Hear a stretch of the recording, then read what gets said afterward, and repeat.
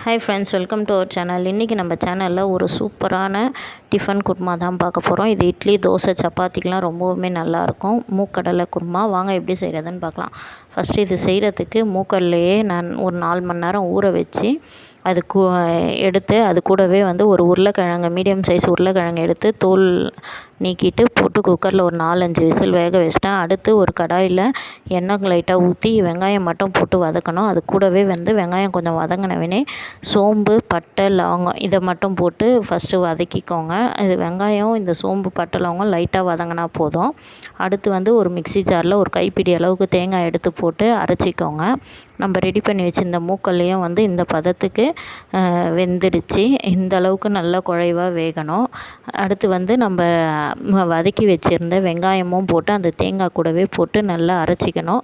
அரைச்சிக்கிட்டு அந்த இருக்கிற நம்ம வேக வச்சுருந்த மூக்கடலை கூட ஆட் பண்ணிக்கோங்க. அது கூடவே ஒரு 2-3 தக்காளி சேர்த்து அதையும் அரைச்சி அதையும் போட்டு ஆட் பண்ணிக்கோங்க. ஆட் பண்ணிக்கிட்டு நல்லா மிக்ஸ் பண்ணிக்கோங்க. அடுத்து இந்த அளவுக்கு கொதி வர ஸ்டேஜில் காரத்துக்கு ஒரு 1.5 ஸ்பூன் அளவுக்கு கரம் மசாலா தூள், 1 ஸ்பூன் அளவுக்கு வீட்டு குழம்பு மிளகாய் தூள், இது ரெண்டுத்தையும் ஆட் பண்ணிக்கிட்டு நல்லா கலந்து விடுங்க.